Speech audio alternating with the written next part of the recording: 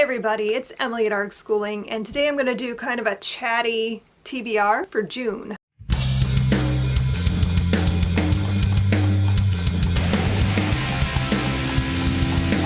I don't know how to start this video.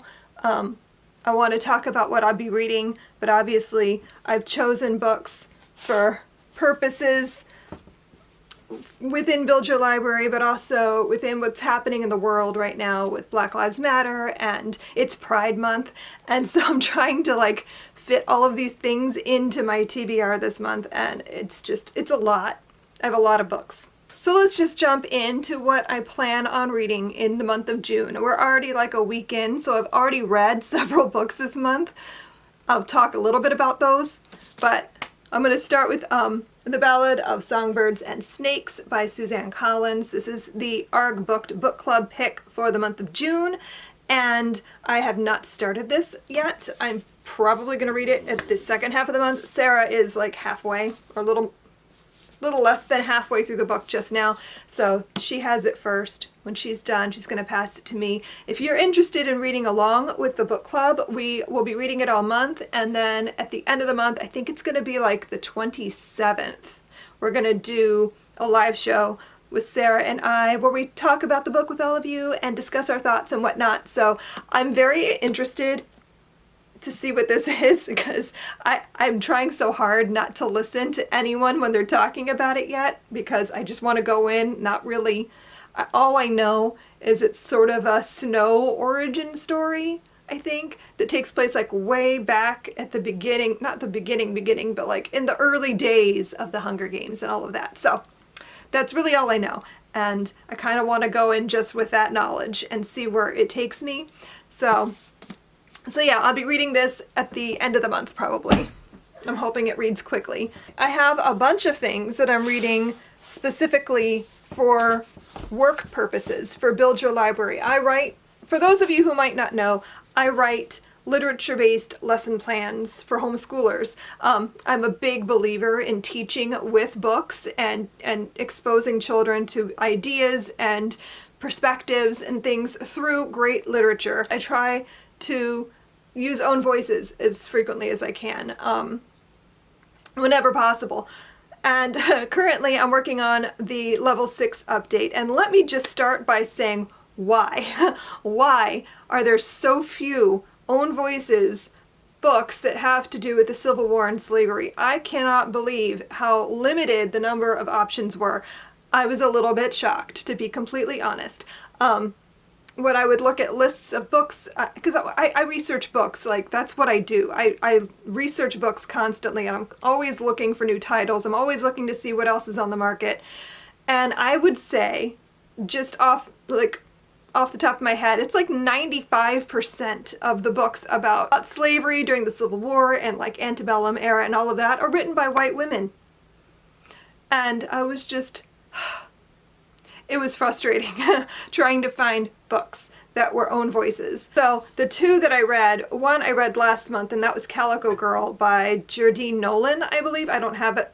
It wasn't a physical copy. I read it as an ebook, and it was just very okay.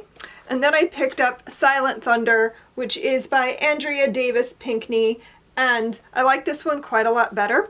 So this is going to be in level 6. This is a dual perspective story about a brother and sister who are enslaved and on a plantation in the South during the Civil War. The brother knows how to read because he's been able to learn alongside, secretly alongside, the boy that he's kind of given to as a house slave. And he teaches his sister how to read. And she starts to become aware of all these new ideas and things and how powerful words are. And he wants to go and fight for the Union Army during the war. So it's a really great story. I really love the dual perspectives. I just love the way it was written. It's great. I'm still struggling with, I wanted a read aloud for I keep saying World War. Why? I wanted a read aloud about the Civil War, but I wanted to find something that wasn't as old-fashioned. There was a lot of books that I've read in the past and that I own that technically are about the Civil War, but I don't know. They're not what I'm looking for. And so I picked this up. I still don't know if this is going to work or not, but I'm intrigued enough to try it. And that is The Not So Boring Letters of Private Nobody by Matthew Landis. So this, I believe, takes place modern day, and it's about a group of students doing a school project on the Civil War, and they find these letters from a soldier, and they learn some things about the war. I don't know specifically like where this goes, but it's some kind of unburied secrets of the past kind of a deal. I'm intrigued, so I'm gonna read this. This is probably what I'm gonna pick up next and see if it works for me as what I'm looking for, because I'm becoming very frustrated. Sometimes I get stuck in a spot when I'm working on a project like this where I'm just like, there's nothing that I want here. Like every book I pick up is just like the wrong book. I've picked up like 3 books at this point for the slot I have in level 6, and I'm just not liking any of them, and it's very frustrating. So I'm hoping, really hoping that this does what I want it to do. And then after that, I already read this. This is Sugar by Jewel Parker Rhodes, and I loved this. So this is definitely going to be in level 6. This is a story about a girl named Sugar who works on a sugar plantation in the 1870s. So this is right after the Civil War has ended and Reconstruction is starting to happen. And she's now not a slave, but she's still stuck on this plantation. And so many of the people who have been there in the past as slaves have left the plantation to go north. One of her best friends has just left to go north. And she's feeling stuck because her father was sold and promised to come back. And so her mother has decided they're going to stay on the plantation and wait for him because he's going to come back, and then they'll all go north together. And it's been 10 years at this point, and her father hasn't come back, and now her mother has died, and she's just stuck here. And she's best friends with the little boy from the big house, Billy, and they're not supposed to be friends. Like, she's told by the other black field workers, like, you can't play with him, it's too dangerous, and his parents don't want him to play with her, and she doesn't understand why. And the story is so beautiful and so well told. There's a whole plot element of the man who owns the plantation decides that he's going to hire Chinese workers to come in and hopefully help him keep this plantation going, since so many of the freed blacks have left, and the ones that are still there are mostly elderly or children in Sugar's case. And so she gets to know these Chinese people, and it's just such a good story. It's beautifully done. It's really well written. I'm very excited to have this in level 6. And I also just started reading Prairie Lotus. This was a much anticipated book. It's Linda Sue Park's newest book. I love her writing. It's just so good. And I'm very excited about this book in particular because it's about a half Chinese girl living in the Dakotas in the 1880s and what she experiences being half Chinese. Her mother, I think, has died, and she's living with her white father. And they're traveling, I think they left San Francisco, I believe, and they're traveling to the Dakotas. So it's just, I'm very excited about it. I'm only like a chapter in because I started it last night and then got distracted and set it down. But I'm expecting to fly through this because I think it's going to be really good. Then I also, in my level 6 pile, I have The Benefits of Being an Octopus by Anne Braden. This is about a girl who lives in poverty and her experiences having to take care of her family, essentially, even though she's only 12. And so I think this is going to be one of those important books. I've been really wanting to pick it up for ages, and so I finally decided to force myself to pick it up by putting it in level 6. I don't know for sure if this will be in level 6, but I'm potentially saying it might. And then I don't know how much I'm actually going to get through this month because my brain is all over the place. But I feel like I'm on a roll right now, so I'm going to try to push through, and then maybe I'll get to In the Footsteps of Crazy Horse by Joseph Marshall III. This is probably going to be in level 6. I feel good about it. I feel like this is a book that I'm gonna enjoy and that it's gonna work. So this, I don't really remember what this is though specifically. I believe this is about a boy living in modern day. I don't know if he's listening to stories about Crazy Horse or if there's time travel potentially. I honestly don't know because I don't like reading the whole synopsis. I look at reviews, I look at what time period it is. If it has a high enough review, I'll add it to my potentials. So that's the case with this. It has really good reviews and its own voices, and it has to do with the Native American wars in the West and all of that. So I feel like this is probably going to fit in level 6. Okay, so as if that's not already a lot, I want to read things that are for Pride Month, because for those of you who maybe don't know, I have 2 children who are gay. So I want to read things to support them. But I also wanted to read some stuff for Black Lives Matter and all of that. So I'm just sort of trying to figure out what I'm going to actually have time for. So I picked some short things. So at the top of the pile, I have Between the World and Me by Ta-Nehisi Coates. I had this in my level 12 pile. I even put stickies in it, like I was going to use it, and it didn't happen. I ran out of time and I had too many things, so this fell off the pile. And it's been bothering me ever since because I was excited to pick it up, and so I really want to read this. So that's going to probably happen. I feel good about it. It's short. I feel like it's going to read fast. I feel like it's a really important book, and I just really want to read it. I also picked up Riot Baby by Tochi Onyebuchi. I don't know how you say his name. I'm sorry. I really want to read this. I saw him on a panel when we were watching all of the BookCon panels, and I saw him speaking about this book on that panel, and I got really excited about it. I don't, again, know a ton. I think this is dystopian, and it has to do with rioting and blackness, and I feel like, again, it's an important book. I'm excited because it's a novella, and I feel like I have space for that in my brain right now. So I'm very excited to pick that up. And then I really wanted some books that were for Pride Month. So at Sarah's recommendation, I bought Pet by, I don't know how you say this name. I should have looked it up before I did this video. Akwaki Emezi? I don't know. I think I just ruined that name. I'm so sorry. But anyway, I have this. And again, I don't really know a whole lot about it. I have consulted with Sarah because she is the one who recommended this book to me. So the main character is trans. And this is sort of a dystopian story in a world where there's no more monsters because everyone is safe and monsters are actually there. I don't know more than that. And it's short and it's YA, so I feel like this will probably read pretty quickly.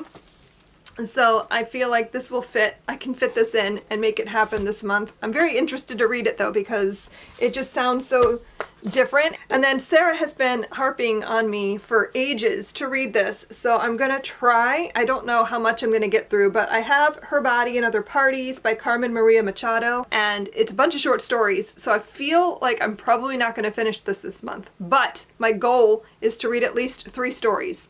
I think, how many are there? Yeah, okay, so there's 8 stories in here. So perhaps I'll make it my goal to read half this month, half next month. That seems doable, but I don't know. We'll see.